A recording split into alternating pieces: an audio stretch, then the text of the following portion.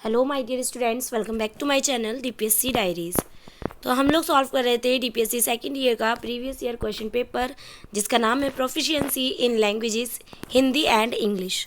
ठीक है, ये मैक्सिमम 100 मार्क्स का आता है। हम लोग सॉल्व कर रहे थे पार्ट थर्ड में क्वेश्चन नंबर 20 तक कवर कर लिया था हमने। क्वेश्चन नंबर 20 लास्ट वीडियो में क्वेश्चन नंबर 20 तक कवर कर लिया था। आज हम सॉल्व करेंगे क्वेश्चन नंबर 21 और देखेंगे कि क्वेश्चन नंबर 21 में क्या पूछा है। 3 ways to develop interest in English. आपको 3 ways बतानी है जिससे आप डेवलप कर सके इंटरेस्ट किसमें, इंग्लिश लैंग्वेज में। ठीक है, तो पहले आपको बताना होगा यूज़ गेम्स एंड एक्टिविटीज़। आप क्या कर सकते हैं, बच्चों में इंग्लिश लैंग्वेज के लिए इंटरेस्ट आए बच्चे का, उसको कैसे डेवलप करेंगे।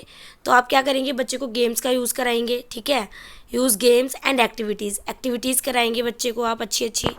ठीक है, नेक्स्ट है teach through stories and rhymes. बच्चे को स्टोरीज़ के थ्रू और राइम्स के थ्रू क्या करें, पढ़ाएं। Use audio visual aids. बच्चों के लिए आप ऑडियो विजुअल एड्स का यूज़ करें। ठीक है, interesting methods make learning enjoyable and engaging.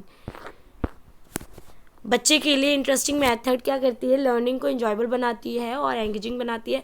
तो आपको भी ऐसे ही मेथड्स का यूज़ करना होगा जिससे बच्चे की लर्निंग क्या हो, फन में हो और इन्जॉय करके करे बच्चा और ख़ुद भी इंटरेस्ट ले। ठीक है, जिससे बच्चे का इंटरेस्ट बढ़े इंग्लिश लैंग्वेज में।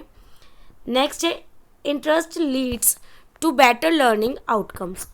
ठीक है, बच्चे के लिए बहुत ही ज़्यादा ज़रूरी है इंटरेस्ट, क्योंकि इससे बच्चे के आउटकम्स आते हैं जिससे बच्चा खुद भी करने की कोशिश करता है।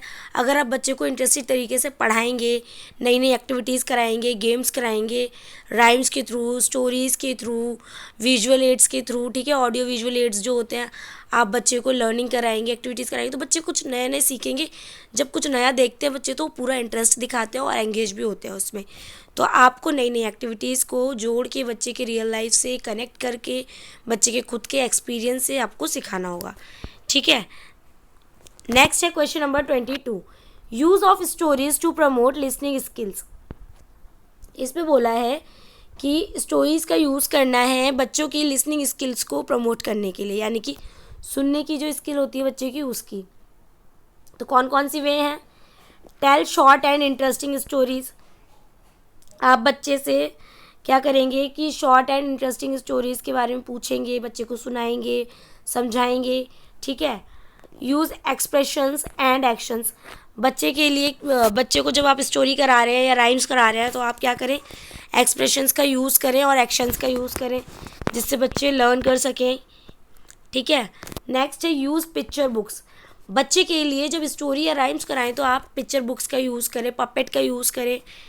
नेक्स्ट है stories improves attention, understanding and listening ability. Story क्या करती है, अटेंशन को इम्प्रूव करती है, बच्चे की अटेंशन बनाती है और बच्चे में अंडरस्टैंडिंग को डेवलप करती है और लिसनिंग एबिलिटी बच्चे की बढ़ती है। ठीक है, नेक्स्ट है conclusion, story telling is an effective teaching method. Story telling एक इफेक्टिव टीचिंग मेथड होता है जिससे बच्चे की लर्निंग क्या होती है, स्ट्रांग होती है, बच्चे की लिसनिंग स्किल्स डेवलप होती हैं और वर्ब सीखता है, बच्चे की वोकेबलरी स्ट्रांग होती है, बहुत सी चीज़ें आती हैं बच्चे को। जब बच्चा लिसनिंग स्किल्स बच्चा सुनता है ना तो उससे बच्चे की और भी ज़्यादा चीज़ें क्या होती हैं, डेवलप होती है। एक तो लिसनिंग स्किल्स डेवलप होगी, बच्चे का कॉग्निटिव डेवलपमेंट होगा। ठीक है, स्टोरी टेलिंग क्या होती है, एक इफेक्टिव वे है बच्चे को पढ़ाने के लिए। नेक्स्ट है question number 23, promoting multilingualism in classroom. आप कैसे मल्टीलिंगुअलिज्म क्लासरूम को प्रमोट करेंगे।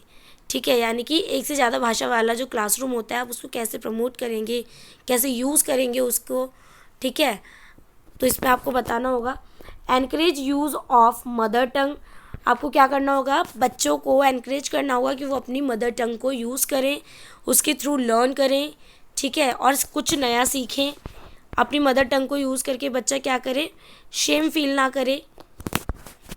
Use bilingual teaching. बच्चे के लिए आप बाइलिंगुअल टीचिंग करें, जैसे कि अब मैं हूँ, आपको अगर इंग्लिश में है सेंटेंस तो मैं उसको हिंदी में भी बोलती हूँ। जिससे आपको ईजिली समझ में आए, ईजी लैंग्वेज का यूज़ करती हूँ। ठीक है, तो यूज़ करना है बायलिंगुअल टीचिंग, बच्चे को बायलिंगुअल टीचिंग करनी है, मतलब कि दोनों लैंग्वेज में समझाना। Include stories in different languages, stories को इंक्लूड करें डिफरेंट लैंग्वेजेस में। ठीक है, रिप्रेजेंट ऑल लैंग्वेजेस, सारी लैंग्वेजेस को रिप्रेजेंट करना सीखें बच्चों के अकॉर्डिंग, और टीचर भी बच्चों के अकॉर्डिंग, नीड के अकॉर्डिंग, उनको जैसे समझ आए उसी के अकॉर्डिंग टीचिंग मेथड्स और अपने पढ़ाने के तरीक़ों को, हर चीज़ को उसी के अकॉर्डिंग करें, बच्चे को सेंटर में रखें। ठीक है, use peer learning, peer learning का यूज़ करें जिससे बच्चे की लैंग्वेज डेवलपमेंट होगी। ठीक है, मोरल वैल्यूज़ सीखेगा बच्चा, रिलीजन्स सीखेगा, वैल्यूज़ करना सीखेगा। ठीक है, बच्चे में वैल्यू डेवलपमेंट होंगी, बहुत सी चीज़ें आएंगी बच्चे में पीयर लर्निंग से, शेयरिंग आएगी, कोऑपरेट करना आएगा बच्चे को। It helps children feel comfortable and learn better, ये हेल्प करता है बच्चे को कंफर्टेबल फील कराने के लिए कि बच्चे को आरामदायक लगे। ठीक है, बच्चे को ईजी लगे, बच्चा डरा डरा सहमा सहमा ना रहे और लर्न कर सके बेटर तरीके से, अच्छे तरीके से। ठीक है, बिना डरे। नेक्स्ट है multilingual approach supports inclusive education. जो मल्टीलिंगुअल अप्रोच है वो किस में सपोर्ट करती है? इंक्लूसिव एजुकेशन में। ठीक है, नेक्स्ट है question number 24, challenges faced by Hindi teacher in multilingual classroom. देखो अब क्या क्या चैलेंजेस फेस करने पड़ते हैं एक हिंदी टीचर को मल्टीलिंगुअल क्लास में। चैलेंजेस क्या क्या है? देखो मल्टीलिंगुअल, पहले ना मैंने इसमें कुछ इंपॉर्टेंट पॉइंट्स जो थे वो मैंने ऐड किए, जैसे कि चैलेंजेस डाल दिए मैंने सीधे। लेकिन आपको क्या करना होगा अगर एग्ज़ाम में आता है तो पहले आपको मल्टीलिंगुअल के बारे में बताना होगा क्या है। ठीक है, मल्टीलिंगुअल क्लासरूम के बारे में बताना होगा। ठीक है, इंट्रोडक्शन में पहले आप introduction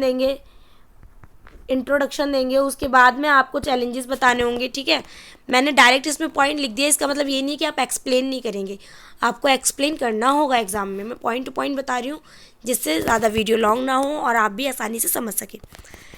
different language backgrounds, challenges क्या हो गई, एक हिंदी टीचर को क्या क्या चैलेंजेस फेस करने पड़ते हैं? डिफरेंट लैंग्वेजेस बैकग्राउंड के बच्चे होते हैं, अलग अलग लैंग्वेज बोलने वाले। डिफ़िकल्टी इन अंडरस्टैंडिंग हिंदी, बच्चे हिंदी को समझने में प्रॉब्लम होती है, बच्चों को हिंदी समझने में प्रॉब्लम होती है। बच्चों की लैंग्वेज टीचर को समझने में प्रॉब्लम होती है, टीचर की लैंग्वेज बच्चों को समझने में प्रॉब्लम होती है। लिमिटेड वोकेबलरी होती है, कुछ लिमिटेड वोकेबलरी होती है जिसको बच्चे समझते हैं और टीचर बच्चों की समझती है। ठीक है, प्रोनाउंसिएशन प्रॉब्लम होती है, एक तो जो बच्चे जैसे प्रोनाउंसिएशन प्रॉब्लम, बच्चे प्रॉपर बोल नहीं पाते हैं शब्दों को। ठीक है, लैक ऑफ कॉन्फिडेंस, बच्चों का कॉन्फिडेंस कम होता है इस वजह से, क्योंकि वो बोल नहीं पाते हैं, शेम फील करते हैं। इस वजह से वो क्या करेंगे, पीछे पीछे रहेंगे, डरे डरे रहेंगे, सहमे सहमे रहेंगे, वो आगे बढ़ेंगे नहीं, एंगेजिंग ही नहीं होंगे उस चीज़ में। ठीक है, नेक्स्ट है these issues make teaching difficult, so teachers must use simple and supportive method. ये सभी इश्यूज़ को क्या करना पड़ता है? Make teaching difficult. ये सभी इश्यूज़ क्या होते हैं, टीचर को पढ़ाने के टाइम पे बहुत ही ज़्यादा डिफ़िकल्टी फील करनी पड़ती है इन्हीं सभी इश्यूज़ से। ठीक है, अगर क्वेश्चन में आ जाए एग्ज़ाम में कि आपको हिंदी टीचर है या कोई मल्टीलिंगुअल क्लासरूम है, उसमें कौन कौन से इश्यूज़ को फेस करना पड़ता है, तो आपको यही पॉइंट्स डालने होंगे। ठीक है, सो teachers must use simple and supportive methods, इसीलिए टीचर्स को सिंपल और सपोर्टिव मेथड्स का यूज़ करना होता है एक्टिविटीज़ के थ्रू और राइम्स के थ्रू।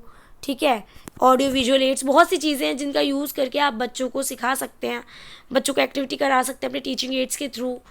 ठीक है, जिससे बच्चे क्या करें, ईजिली वो भी सीखें और कन्फ्यूज़ ना रहें, वो भी समझें आपकी बात को और आप भी उनकी बातों को समझें। तो बच्चे के नीड के अकॉर्डिंग आपको करना होगा।